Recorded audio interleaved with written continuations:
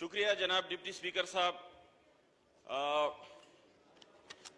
وزیر اعظم پاکستان عمران خان کے ویژن کے مطابق اور ان کی ہدایت کے مطابق انہوں نے یہ کلیئر کٹ ڈیسیشن لیا تھا کہ تمام جتنے بھی ممالک ہیں ان کے ویزاز جو ہیں وہ آن لائن کیے جائیں، اور انٹیریئر منسٹری نے اس پہ بہت ورکنگ کر کے جو ہے 2 ممالک کے علاوہ تمام جتنے بھی ممالک ہیں ان کا ویزا جو ہے الحمدللہ وہ آن لائن کر دیا ہے.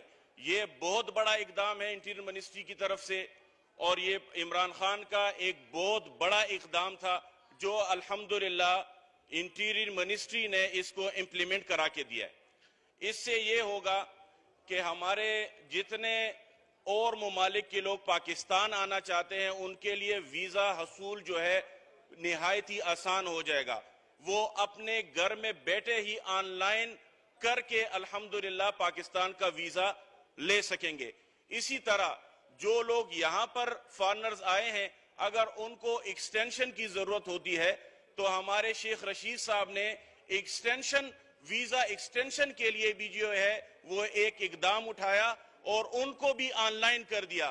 پہلے اس طرح ہوتا تھا اسپیکر صاحب کہ انٹیریئر منسٹری میں لائنوں میں لوگ کھڑے ہوتے تھے، صبح سے آ کے شام تک جو ہے ان کو صرف درخواست وصول ہوتی تھی اور لوگوں کو آنے جانے کی بھی بڑی تکلیف ہوتی تھی.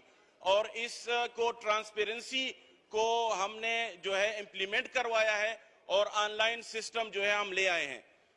جس طرح یہ ہمارے آنریبل ممبر صاحب نے یہ کہا، ہمارے جو ممبر صاحب ہیں شیر اکبر صاحب نے، کہ ملیشین والوں سے ویزا ایکسٹینشن پہ پیسے لیے جا رہے ہیں، تو میں اس کی وضاحت کروں جناب ڈپٹی اسپیکر صاحب. یہ جو ہے اس میں تقریباً 3-4 منسٹریاں بیٹھ کے انہوں نے یہ اقدام ہم نے جو ہے یہ ورکنگ کر کے کیا ہے.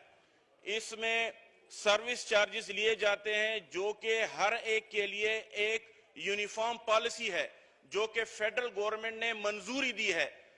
جو بھی جس ملک کا بھی باشندہ ہو اور یہاں پر اس کا ویزا جو ہے وہ ایکسپائر ہو جائے اور وہ آن لائن اپلائی کرے تو اس کی سروس چارجز صرف اور صرف $20 لیے جاتے ہیں.